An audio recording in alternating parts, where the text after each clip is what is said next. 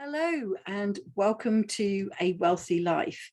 My name's Vicky Washea, and in this episode we're going to be diving deeper into the concept of what wealth means to you, and wealth as opposed to the word rich. So do you want to be wealthy or do you want to be rich? And that very much depends on your point of view. I remember speaking to some neighbours, husband and wife team, and when I asked them, when I tested this out of them, they both described really the same thing, the same feeling, but one called the feeling wealthy and one called the feeling rich. And you can imagine if you think black is white and your partner thinks of white is black, and you're both really speaking about the same thing, but in actual fact, you're having opposing conversations because of the language you're using. So I think this is a really important conversation to have. We seem to have something very negative about people who are wealthy, well, and quite frankly, against people who are very rich. But it's about really understanding what those two words mean to you. And with a bit of luck, listening to this episode, then as we move forward, you'll understand what it is that I'm talking about when I use the words a wealthy life.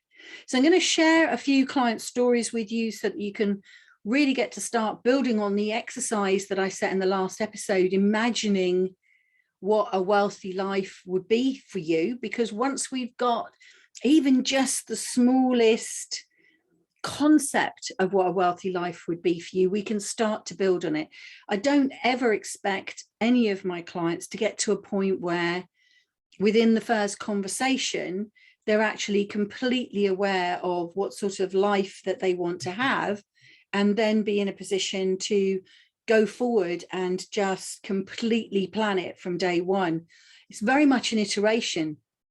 You start off with thinking that you want one thing, and as you work towards that one thing, your journey towards a wealthy life exposes you to other things so that you're in a position where you can start thinking, actually, I thought I wanted that. Now I really want this. It's a slightly different flavor on the same thing, but that course correction will get you to an end destination that you really want to be. Before I do that, I'm also going to explain what 333 means to me. If you were listening to the last episode, you would have heard my alarm go off, and I thought this was probably a really good episode to bring that up, even though it's around mindset, because getting your mindset right puts you in the right frame of mind to then be able to imagine what it is that you want to live. So it's going to be some language, some stories, and an exercise for you, obviously. So I'd like you to really think about this episode as being a brainstorming session, that there are no right or wrong answers at all. You can stick anything up on the board, on your notepad, notes on your phone, anything that you like. Nothing is off the table until you choose to take it off the table. I'm not going to take anything off the table for you, unless it's not talking about money and not monitoring your income and expenses. Those, I think you probably noticed, are givens now. I think the other thing I'd like you to really understand is that anyone listening to this podcast and watching this video will be coming at it from a different starting position. And if by some miracle you are actually starting out at exactly the same point as someone else, or what appears to be exactly the same point as someone else, I guarantee you that you will have different resources than them. Money, time, even your mindset, as I've just mentioned, may well be different. And therefore, everyone's journey is so personal on this. So it's not really that there is the wealthy life that you all have to go, oh yes, I want that shade of blue, Vicky, I'm going to go for that shade of blue. And if you don't go for that shade of blue, you're wrong. It's very much about, well, what color would you like? It doesn't even have to be blue. And when you've picked on a color, you can then course correct within that color, or swap colors if you want to.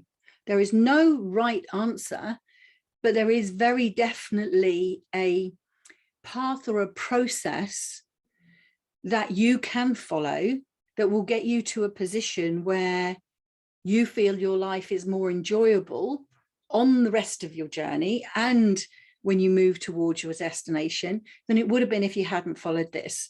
And I refer to those as the 5 principles of a wealthy life.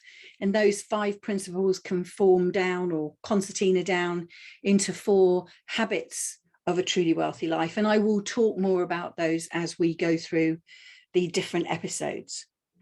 So the one thing is that I want you to become more conscious about the role of money and the role that it plays in your life, that it's a tool, not a high-speed motorway straight to another shopping center, whether that's online or offline. I want you to rethink your relationship with money. That's what's crucial out of this. So before we start with wealthy versus rich, let's have a little conversation about 333 and the alarm you may have heard going off in the last episode.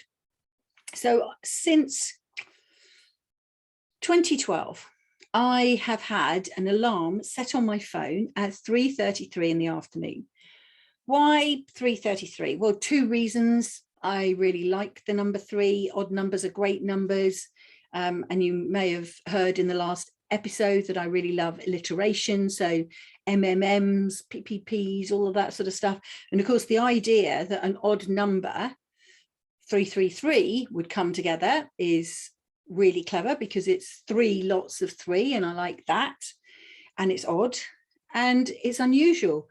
So when you set an alarm at 3:33, and I frequently will book calls with mentoring clients around the 3 to 4 o'clock phase so that I can hear if the alarm goes off on their phone, because I ask everybody I work with to set this alarm. And I know some people find it more challenging and other people absolutely do it and love it. If you set an alarm at 3:33, and I'll tell you what to say in it in a moment, basically you've been through the day. It's a point where you can just pause and reflect. And when you reflect, if everything that you had wanted has happened in that day, awesome, you can congratulate yourselves and then finish off the day with a new boost of energy. And if you get to 3:33 and you haven't achieved all the things that you set out to achieve, you've still got several hours before you need to take a break for the evening in which to, put that final push in and nail whatever it is that you want to achieve. The thing that I ask my mentees and my clients to do is to think about what would success look like for them. And there's a real reason for picking the word success, the same as there's a real reason for picking the word wealth. Success is often tied to rich. If you're successful, you're probably rich. But actually, what I want to do is I want to link the word wealth and success together, because then success is actually different things to you. It's different goals, and therefore it's much easier to feel successful. And I think we live in a world where it's so difficult to feel successful. Even sometimes I do it. I get into compare mode and I compare myself to what other people are doing. And I really have to take myself off in the corner and have a chat and go, but Vicky, why are you comparing yourself to that person? They've got a business that involves 20 staff and they work all the time. And yes, they've got more money than you, but they don't have the same priorities that you do. They didn't spend the whole of the previous year just being in the garden. They were worried and they were stressed about making their business a success using their version of what success means to them. So if you think of the word success as being, have I achieved what I set out to do? And then you set an alarm on your phone that says in the title, not the word alarm, you change the word alarm to ask this question, how have I been successful today? Then when the alarm goes off, you have to answer your question. How have I been successful today? What have I achieved today that is driving me towards or helping me move towards the things that I want to achieve? And if that is a wealthy life, what have you done towards a wealthy life? So one of the things that I would answer when the alarm went off today is that we sat down with, because it just so happens this is close to the end of the month, we sat down with all our receipts of what we have spent using credit card machines or whatever. So those little receipts, or you very rarely use cash anymore, but a till receipt. And then also our credit card statements and going online to our bank. And we updated our spreadsheet because we monitor on a monthly basis. In actual fact, I usually enter this on a daily basis, the money that we are spending, so that we are aware of what we're spending on and whether our spending matches our priorities that are set so that we can live what a wealthy life means to us.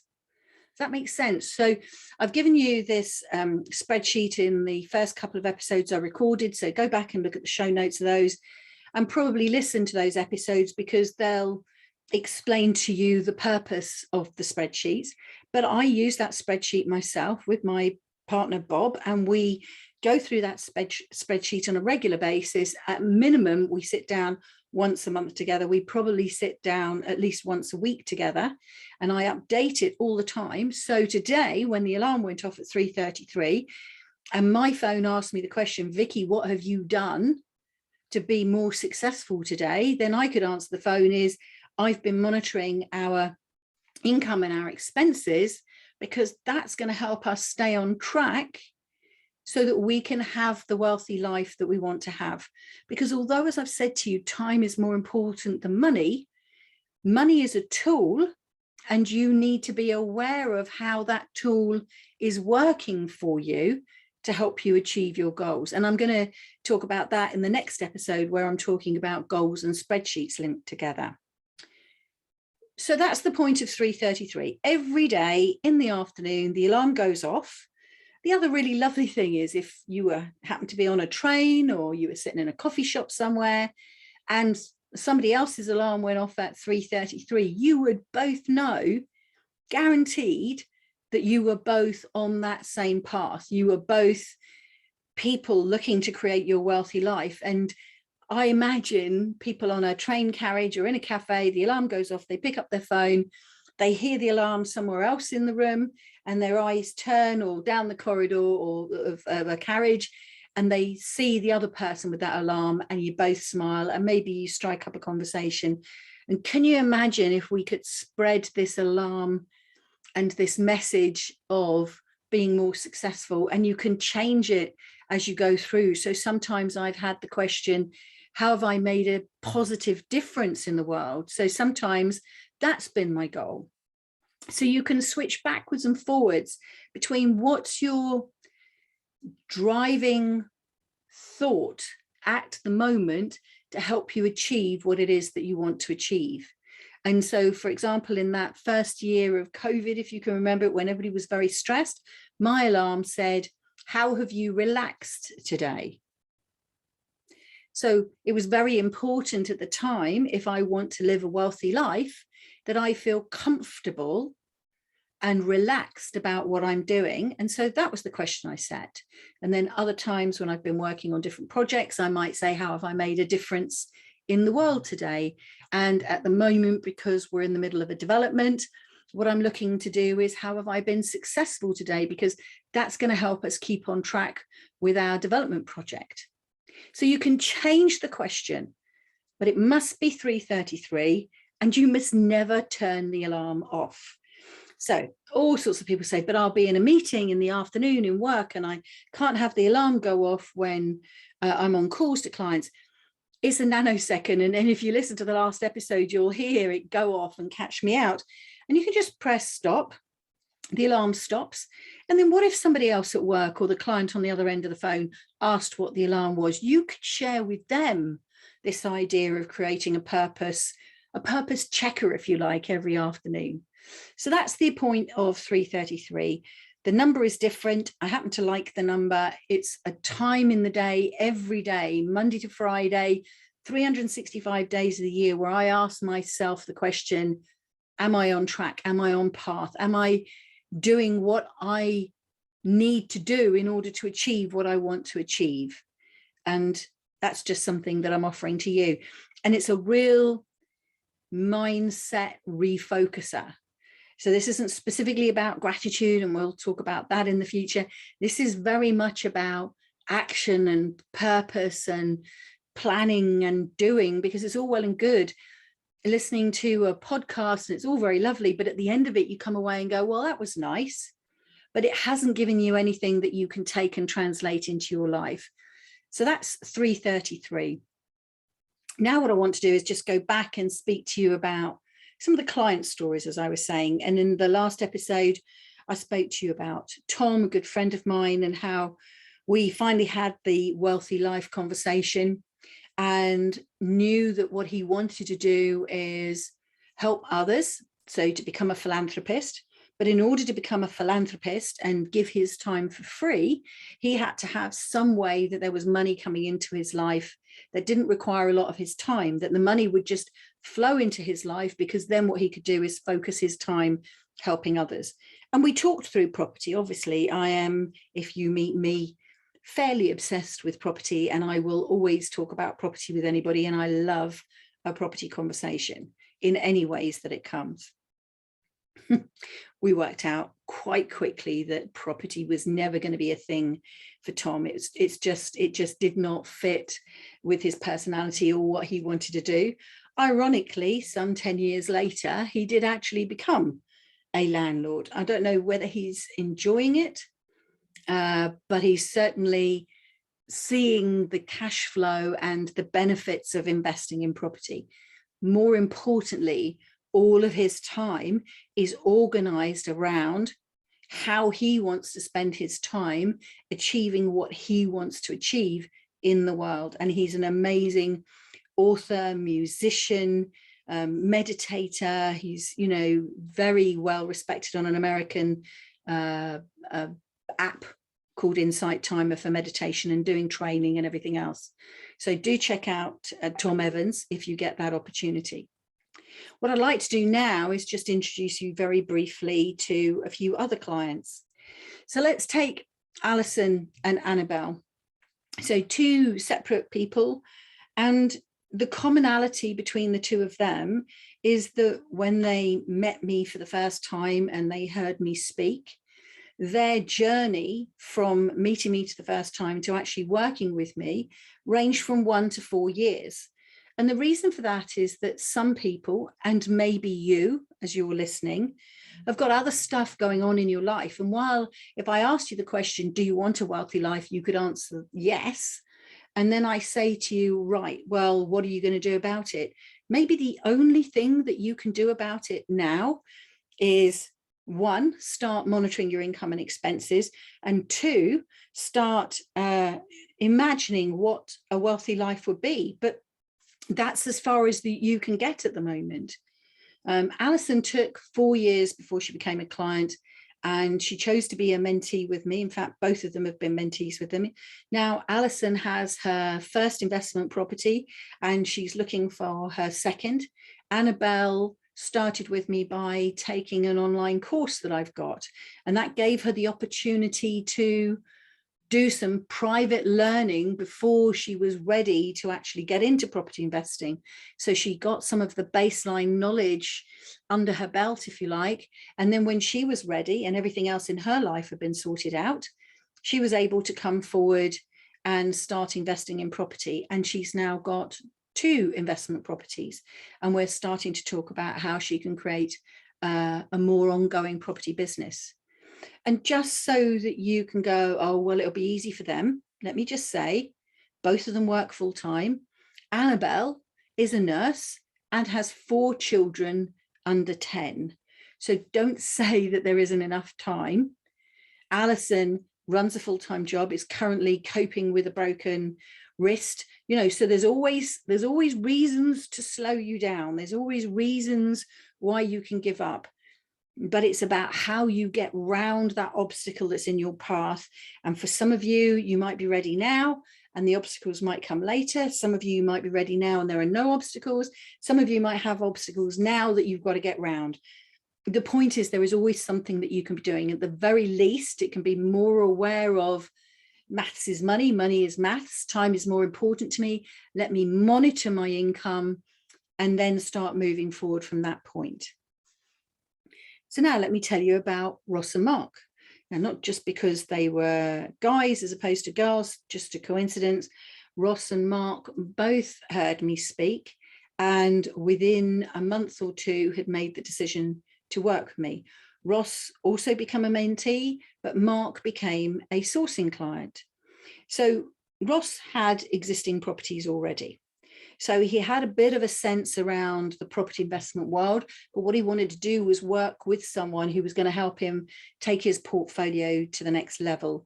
And I think if you were to ask Ross, he would probably remember the quote. He said to me, he had done more with me in 1 year than he'd done in the last 11 years. And the really interesting thing about Ross is, although when we worked together, it was very much about building his property portfolio, organizing the properties he already had, and then getting on more properties so that he had a source of income that would give him the confidence to take that step away from full-time employment.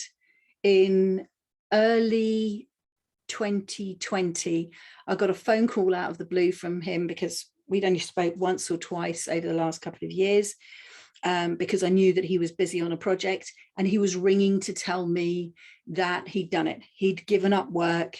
He'd got a brand new business that he was starting up with. He'd got the background income to give him the confidence. And as I've used this word before, the financial resilience was there that then made him able to start this new business. And he wanted to thank me. And it was an incredible day. I think it's probably been maybe a 5 to 7 year journey from building his portfolio to now being in a position where he is completely in charge of his own time. And the point he said to me when we first met was he was missing out on his children's lives, and now all of his time is his own, and he has the time to be with his children, which I think is just incredible.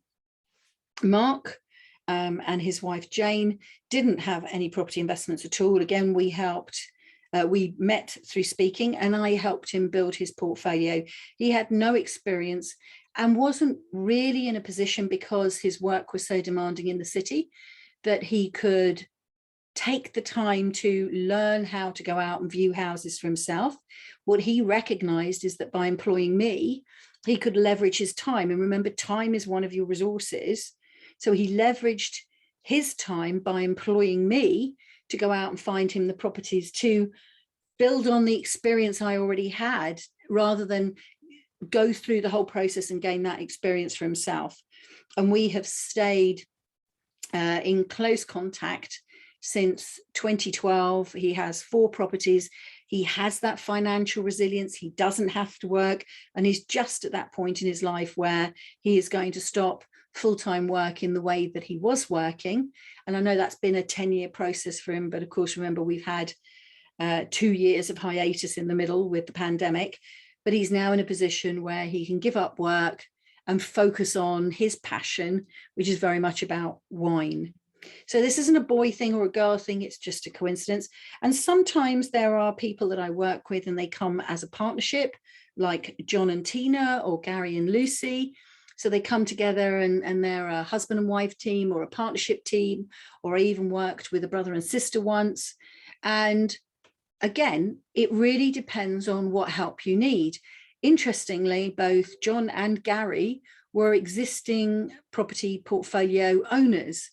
They'd worked with me back in probably 2015, maybe 2016, something like that. I think even Gary was back in 2010. And when they wanted to grow their portfolio again, they knew that they didn't want to put in the hard work that they'd put in before. And it is hard work.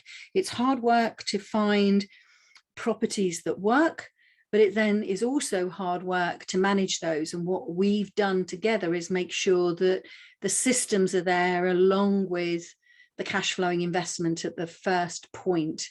And both of them came to me and said, look, again, we recognize that our time is important. We want to focus on other things. So John has a music career. He's a music producer, and Gary has his own comedy career, and he's working on that. And they didn't want to schlep around properties looking at houses themselves. They knew, in a sense, maybe because they were already at that point where they understood what a wealthy life meant to them, that their time was more important. And so they leveraged me to find the deals for them. So they were returning clients. So I want to just, in a way, summarize there and say to you, whether you are a brand newbie, whether you are an existing portfolio owner, whether you don't see property as something that you're interested in, whether you're ready now or whether you're aware of the stuff that's in your life is going to hold you up from really moving forward at a pace, but you just want to get going, there is always a place for you, and there is a way that I can help you. But equally, it's just as I said to you right at the beginning, everybody will start from a different position. Everybody will have different resources. Everybody's journey will take a different time. But the point is, the more conscious you become of what you want to achieve, then the sooner you can do things towards it. And the 333 alarm, I believe, really helps and reinforces that. And then you're in a position where you can start enjoying the journey, even if your journey is going to be longer or shorter than the person next to you, it doesn't matter. You can start enjoying the journey because you know that you're on the path to get to where you want to get to. So let's have a little look at what we've been up to. And there are so many more stories that I could tell you about. People deciding that their time is worth more than money and deciding that they want to create a wealthy life. It's just really about rethinking your relationship with money. And so let me just remind you of three things. One, money is just a tool to get you where you want to go. If the position you're in is that you are so focused on making money, and making money is the goal in itself, then what you're doing, in my definition, is looking to become rich. And there's no judgment here, and that's perfectly fine. And frequently when people are younger and they are completely unaware of how finite a resource time is, that wanting to be rich, wanting to work hard, wanting to earn as much as possible is a goal in of itself. And that's perfectly okay, because there are flavors for everybody.